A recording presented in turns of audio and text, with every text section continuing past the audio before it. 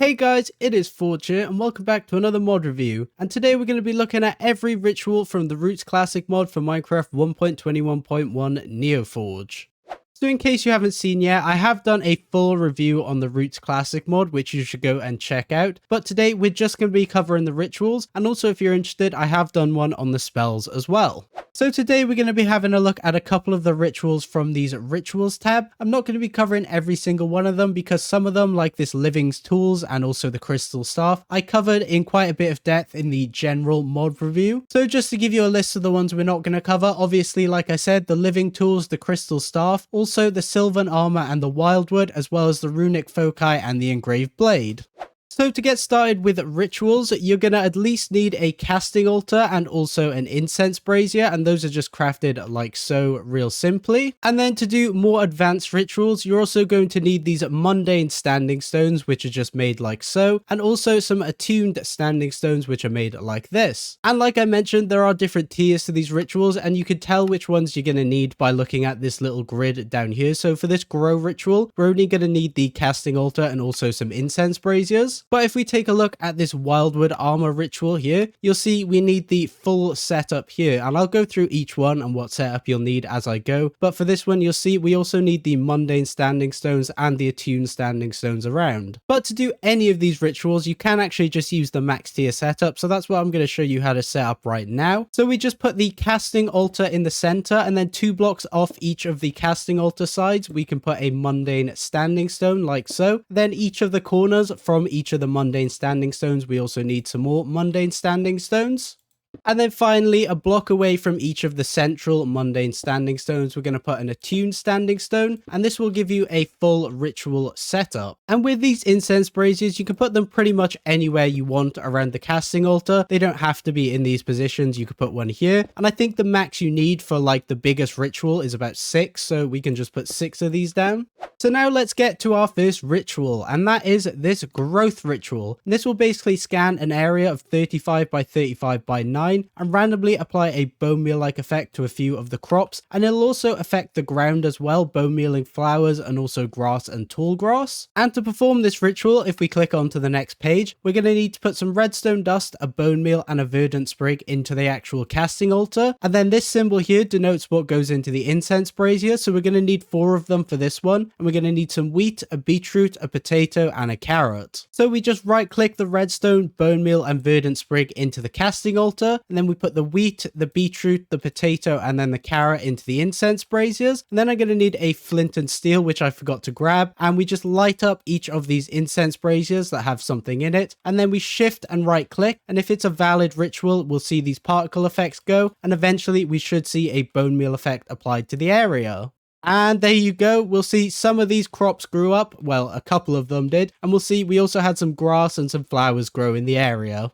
Moving on now, we have the animal reanimation ritual, and this will basically, given the flesh and bones of a passive mob, will bring the mob back to life on the altar. And we can do this for a couple of mobs. We can do it for the pig, we can do it for the cow, we can do it for the sheep, we can do it for the chicken, and then finally the rabbit. And this ritual requires you just to have the mundane standing stones around the casting altar, so you don't actually need the attuned standing stones for this one, but you can have them if you want to. And each of these rituals has some things that stay the same, and then obviously you just need to change the mob drops to get the specific mob. So in the incense braziers, you need to burn a wheat seed and a nether wart for each one of them, and you're also going to need a bone for each one. But for the pig, you're going to need 2 raw pork chops. For the cow, you're going to need a raw beef and a leather. For the sheep, you're going to need a raw mutton and a white wool. For the chicken, you're going to need a raw chicken and a feather. And then finally for the rabbit, you're going to need a raw rabbit and a rabbit hide. So let's just do this for the pig real quick. We'll put the 2 raw pork chops in and the bone on the casting altar, and then we'll put the wheat seeds and the nether wart in the incense braziers, light them up with the flint and steel, and then shift and right click, and we should get ourselves a pig. And there you go, we've got ourselves a pig right here. The next ritual we have is the downfall control ritual, and this will allow you to summon or banish rain. So let's start with the summoning rain ritual, and this again just requires you to have the mundane stone setup. No attuned stones are needed for this one, but for this one you just put a lily pad in the casting altar and then burn a vine in the incense braziers. So let's set this ritual up with the lily pad on the casting altar and then burn the vine, and we just shift and right click and we should start getting some rain. And the ritual's just completed and we've got ourselves some rain. And then the ritual to banish the rain is pretty similar. You're just going to need some wheat in the casting altar, and then in the incense braziers you need to burn vines and an old root. So let's set that up. So we've got our wheat in here, we put the vine there and the old root, light these guys on fire and start this ritual, and we should see the rain stop when the ritual completes. And the ritual is just completed and we should see this rain now stop. And moving on now, we have the Fire Blast ritual, and this will light any mob within a 45 by 45 by 17 area on fire, except for players immediately near the altar. So I've got myself some zombies here, and I've also got my second account here to show this off, Forge 2. But doing some testing, I have noticed that this guy does light on fire no matter how close he is to the casting altar. So I'm not sure if this is how it's intended to be, or if there's something wrong, but it doesn't really work like the book describes. So if we set up this ritual, it's a flint, a coal and a charcoal on the casting altar, and then a gunpowder and an infernal bulb on the incense braziers, and then we light these on fire and then activate this ritual. And now we should see every entity within the area, including myself, which is kind of weird, so I don't think that's how it is intended to work, will be lit on fire. And I think I did forget to mention, this again only requires the mundane standing stones to perform the ritual, so you don't actually need the attuned ones. The next one we have is the monster reanimation ritual, and this works a lot like the animal reanimation ritual, where you supply some of its drops and it will summon the mob. And this again can be done for quite a few different mobs. So we have the zombie one, we have the skeleton, spider, creeper, cave spider, slime, and the enderman. And this one requires the full ritual setup, so you do need the attuned standing stones. And also the only thing that's common between all of these ones is in the incense brazier you need to burn some coal and some nether wart. To summon a zombie, you need 2 rotten flesh and a bone. To summon a skeleton, you need an arrow and 2 bones. To summon a spider, you need a string, a spider eye, and a bone. To summon a creeper, you need 2 gunpowder and a bone. To summon a cave spider, you need a string, a fermented spider eye, and a bone. To summon a slime, you need 3 slime balls. And then to summon an enderman, you need 2 ender pearls and a bone. So let's set this ritual up with the 3 rotten flesh, and we're just going to be summoning a zombie, as I forgot to mention. And then we put the coal and the nether wart in here and light those on fire and then summon. And now that the ritual's complete, we've got ourselves a zombie. And sorry, my guy, you are burning. The next ritual we have is the mass breeding one, and this will breed any breedable mobs within a 45 by 45 by 17 box. And this again will require the full ritual setup. So I've got some stuff to breed here. You'll see we've got some pigs and some sniffers, and this will work on all of these. The only thing that this will not work on is villagers. So let's set up this ritual, and it is a glowstone dust and a bone on the casting altar, and then a carrot, wheat, seed, and then raw cod in the incense brazier. And then we just light these guys all up and then shift and right click. And there you go, you can see these guys have started breeding, but it has had no effect on the villager. So we should see a baby pig here, and also we should get a sniffer egg.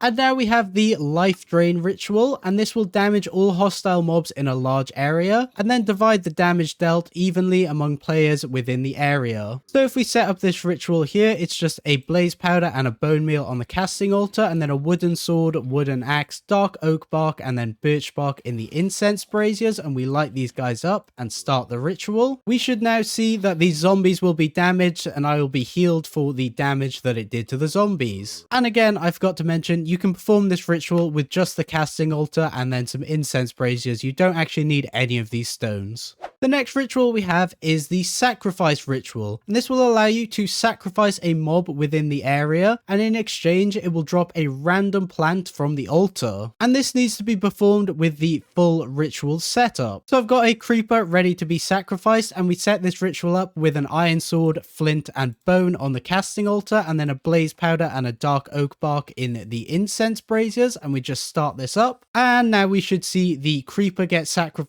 Apparently it can kill me.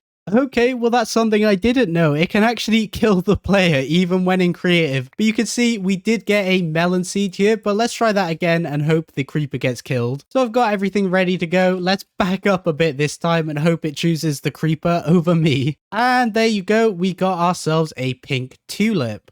And now we move on to the time shift ritual, and this allows you to advance the time of day by the amount of clocks burned as incense. And to perform this, you're going to at least need some mundane standing stones around, so you don't need the attuned ones. And then you're going to need a clock and an iron ingot in the casting table, and then I assume as many clocks as you want can be burned in the incense altar, or incense brazier, sorry. So to show this, we can just quickly query the daytime, and it is currently 0, and it'll stay that way because I have the daylight cycle turned off. And then if we set this up in the casting altar with the iron ingot and the clock, and then just burn one clock, we should see this increase by 1,000 because each clock increases the day cycle by 1,000. And there you go, we should see this complete. And then if we query the daytime, is now 1,000. So for the more clocks you burn, you'll just add 1,000 more to the time. And now finally, we're going to be taking a look at these energized stones, or these standing stones, and each of these have a different effect, and we're going to be going through each of those effects today. And to create each of these stones, you're going to need the full ritual setup.